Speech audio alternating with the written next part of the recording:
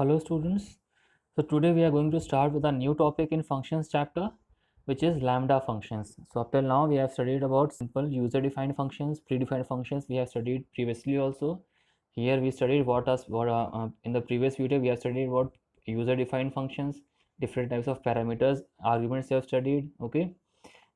About scopes also we have studied. Now we are going to start with lambda functions.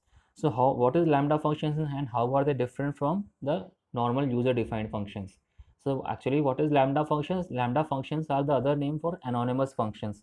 So anonymous functions, as the name itself indicates, it is a function that is defined without a name, okay. It doesn't have any name. So actually what happens in the case of normal functions or simple functions, we use the def keyword for defining a function, and the first thing that we create that we use that we write before defining any function is the function name. The function name comes first at the first place when we are creating any simple function, any simple user defined function. At the time of creation itself, before that definition, first of all the function name will be written, okay. Then the parameter list is written, and then the function body will start. This is in the case of any normal function or any simple function, okay. But this is different from lambda functions. In the case of lambda functions, what happens? They are not defined using the def keyword, okay. While normal functions are defined using the def keyword in Python, anonymous functions are defined using the lambda keyword. So in the place of def we have lambda keyword, okay. But unlike in the difference is that in the case of user defined functions, simple user defined functions, def is followed by the function name. But in the case of lambda functions or anonymous functions, there is no name, okay. So because there is no name, that is why anonymous functions, because they are created using lambda keyword, that is why they are also called as lambda functions, okay. Now first of all we will see what is the syntax of lambda function. The syntax of lambda function is lambda. First of all we write the keyword lambda, and then after that a space is given, and then the argument list is given, okay. Argument could be a single argument also, or could be any number of arguments also, 2 arguments, 3 arguments, 4 arguments.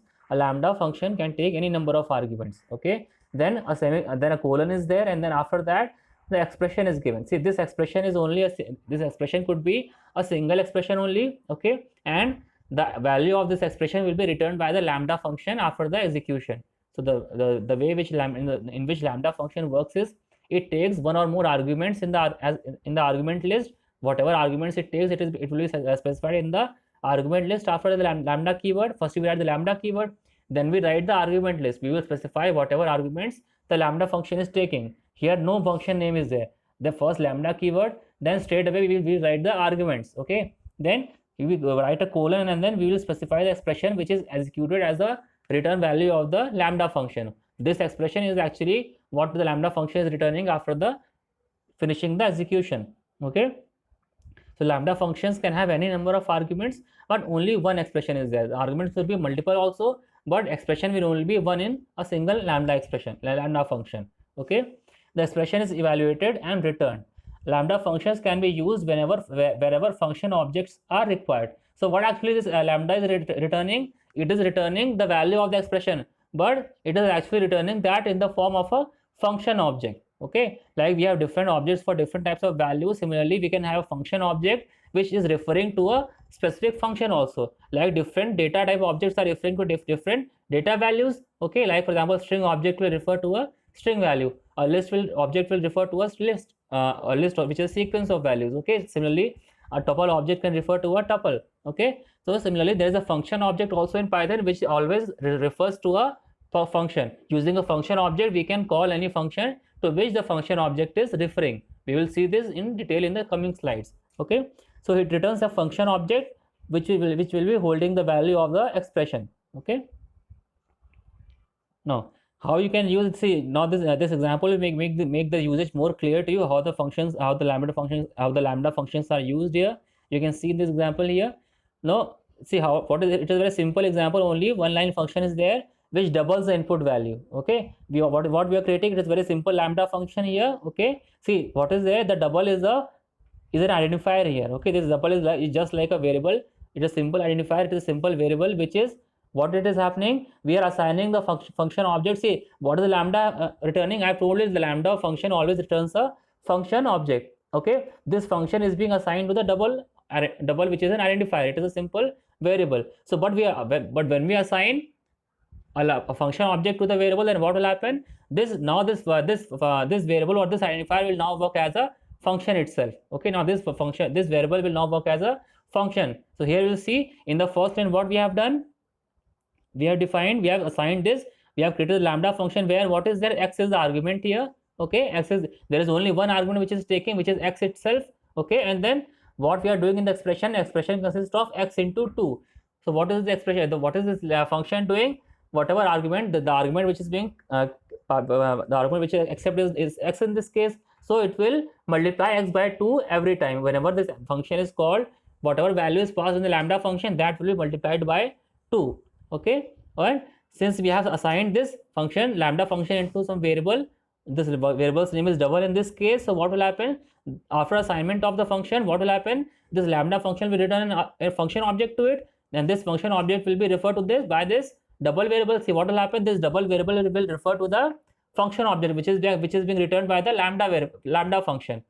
Okay, I hope it is clear what I am trying to say. In the case of simple user-defined function, what are they returning? They are returning some type of data values. Simple user-defined values functions are returning some data value in the case with the help of return statement. We have seen many examples of user-defined functions before. What is common in them? That if we use a return statement, which we have studied in the previous video itself, the return statement is used for returning any data value from the function. Okay, but this this lambda function is quite different from the user-defined function which I have studied previously. How it is different? Because here what is being returned? Not a data value but a function object is being returned. In the case of other functions, data objects are being returned, but here what is there? A function object is being returned. Okay, so this function object is assigned to the double variable or the double identifier, and after assignment what will happen? This double can now itself be treated as a function. Now we can use this double like a function, like you can see here in the above program. Lambda x into 2 is a lambda function here. Okay, it is accepting x as the argument and it is multiplying it in the expression here. Here x is the argument and x into 2 is the expression that gets evaluated and returned by the lambda function after execution. So this function has no name. Okay, we are only using the lambda function for defining it. It returns the function object which is assigned to the identifier double. So this identifier is just like any other variable. Okay, it is used to store, it is used for referring to or storing the function object which has been returned by the lambda function. Okay, so we can now call it as a normal function. Okay, we can now call it as a normal function. See why? Because see, if it was just imagine that this lambda function was in the place of this lambda function we had some user defined function. Then what would have happened? If we are assigning any user defined function to any variable, then what will happen? That user defined function always returns some data object or some data value which is assigned to some variable. Then what happens? If we had some numerical or some data value in double, then we would have used this double value afterwards in the program also anywhere, isn't it? But now since we are now this double variable or this double identifier is referring to the function object. So like data values, this function object can also be used to refer to the function, the lambda function itself, by using the double variable. Okay, so now after assignment of the function object to the double variable, this double variable is now acting like a normal user defined function. Okay, you can see in the fourth line which is here, print, we have written print, then within the parenthesis we have written double 5. Double 5 means what? Now here we are passing this double is now being treated as a normal function, and we are passing 5 into this function as a parameter, as an argument. So here the double is being treated like a function, and we have passed the argument 5 into the double function. Now what happened? Internally this 5 will now be passed on to the lambda function. This lambda function will accept 5 as the argument, and now what it will do? It will double the value which has been passed. So it will multiply this 5 by 2. What value we will get? We will get the value which is 10 here. Okay, so I hope now we have understood how the lambda function is working. Okay, so in the next slide we will have a more clear understanding of the topic.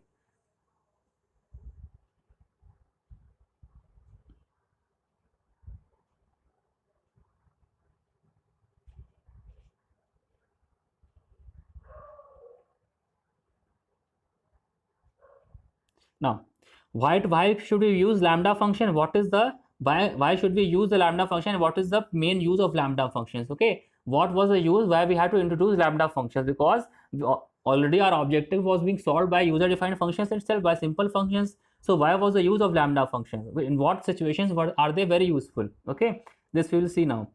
See, these lambda functions are very useful when we have to use them as an anonymous function inside another function. Okay, so what we can use, see, if we are using a lambda function by itself, then it means it is almost similar to a user defined function. It is, the functionality is almost similar. But when we are using that inside any as an anonymous function inside some other function, inside another user defined function, then what will happen? It enhances the capability, it enhances the power of the user defined function to a great extent. Okay, like for example, if we are using, like for example, here we have function which is named as myfunc. Okay, here we have a function definition that takes one argument, and that argument will be multiplied with an unknown number. Okay, what unknown number will be there, which we will be passed with which is a in this case. Okay, here we have what we have done in this example. You can see what we have done. We have defined a myfunc, which is a user defined function here, created with the help of def keyword. Okay, you can see here with the help of def keyword we have created the myfunc user defined function here. Here n is the argument to this function. Okay, and in the return statement of this function we have specified the lambda function in the return expression. Okay, so since we have returned the lambda, we are returning a lambda function in this case, then what will happen? Now this function will actually return a function object. Okay, why? Because lambda functions will always return function objects. So when this lambda function is now here, it is with this lambda function is being used in the as a part of the return statement. This lambda function is used as the expression in the return statement. So what will happen? In the case of expression, we have lambda function here. So here what value will return? The function object will be returned here. Okay, now you see, with the help of here, for example, we have a function definition that takes one argument, which is n in this case, and that argument will be multiplied now with an unknown number. Okay, an unknown number which will be a here. This a could be anything. Okay, with the help of lambda functions, what we can do, we can use that function definition to make a function that always doubles the number we send in. So now what we are going to do, we are not going to modify this function. This myfunc is not going to be modified by us. Okay, this myfunc will remain it is, but what we are going to do, we are going to change, we are going to now use it for defining a function which will be doubling the numbers every time we send a number into it. What will happen? That number will be doubled. Okay, so when we defined the function initially we hadn't used to anywhere, isn't it? We haven't used to anywhere in that function of the definition of the myfunc here. In the definition of myfunc, we are simply use a lambda function where we are multiplying it by a, which is some unknown number. Okay, but by using the what we can do that by using this lambda function, we will be able to create a function of using myfunc itself. Okay, we will be able to create a new function which will do what? It will double the argument which will be passed into the function. Now for example, here how we can do that? See here, this myfunc is returning a lambda function, so this lambda function will always return a function object. Okay, so what will happen in the line number 4? You can see what we have assigned to my doubler. See, my doubler is a simple variable here. Okay, like in the previous example, this my doubler is a simple variable, it's a simple identifier. So here we are assigning myfunc 2 to the my doubler here. So here what happens? Here we are passing 2 to myfunc. Okay, so here myfunc is what? Myfunc is a user defined function. Okay, so we can pass an argument to it. It is very simple, it is obvious here.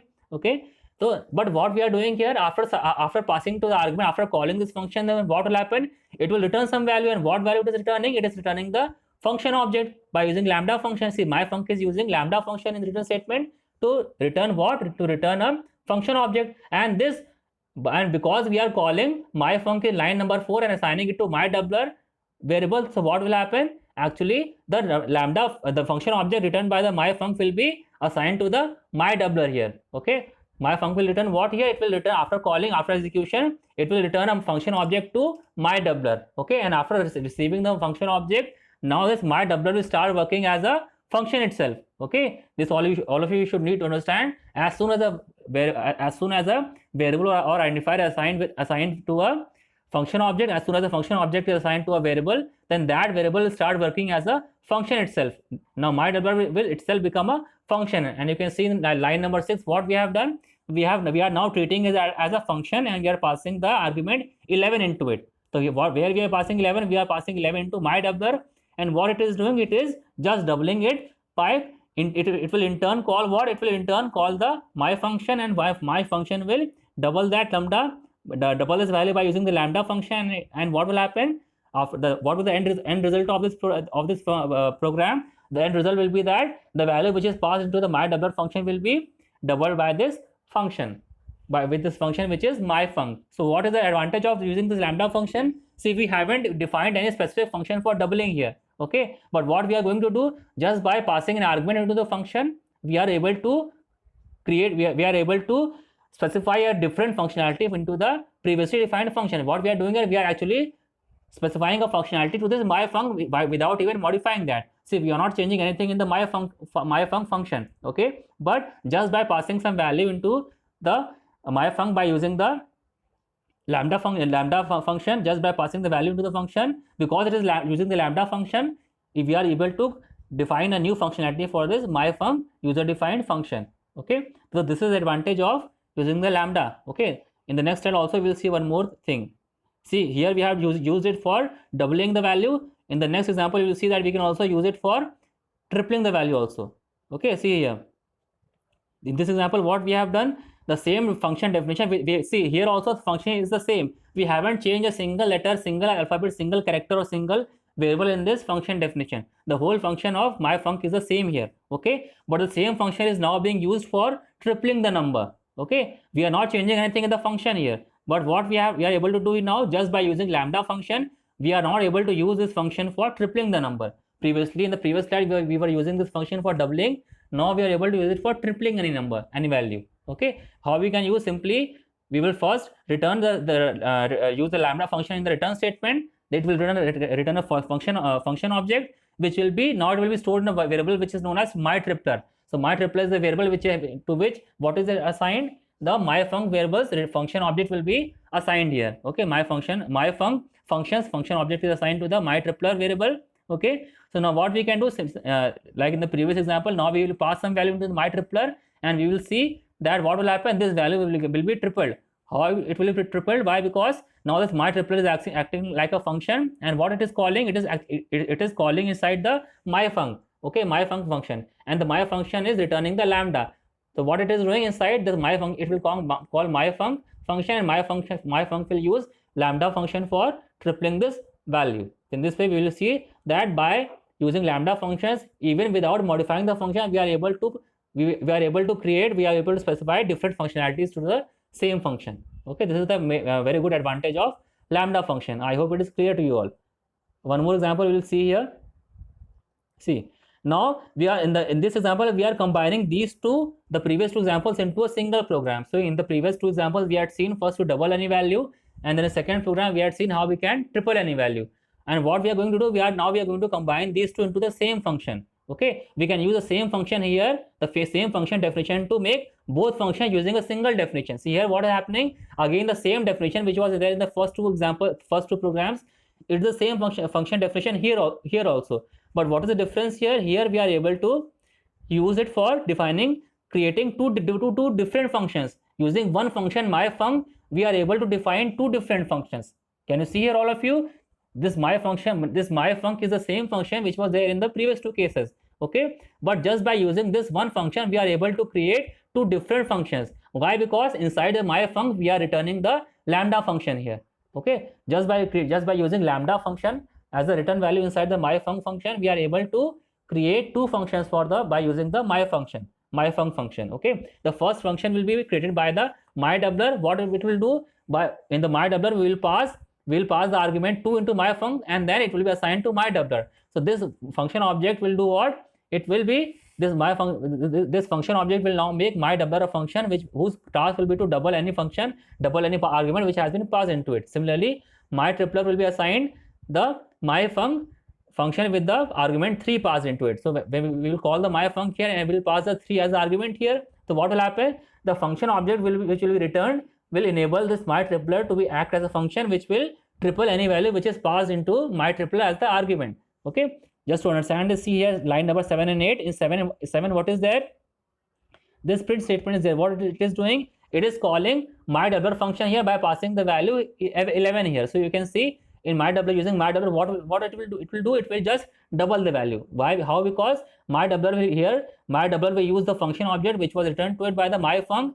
It will use the function object to call myfunc, and then myfunc will double the value by using the lambda function. Okay, Similarly, my tripler here again, this my tripler is holding, it is referring to the function object written by the myfunc function, and the myfunc function is using the lambda function, using which it will be able to triple the value which has been passed into it as the argument. Okay, so you can see here what is happening using this using the lambda function. Here what we are going to do, here we are able to create two different functions using the same function in a single program. Okay, so it is a very interesting function which is lambda function. It is very useful for us also. So students, today we will stop here only. In the next function we will start in the next video we will start with some new topics. Thank you.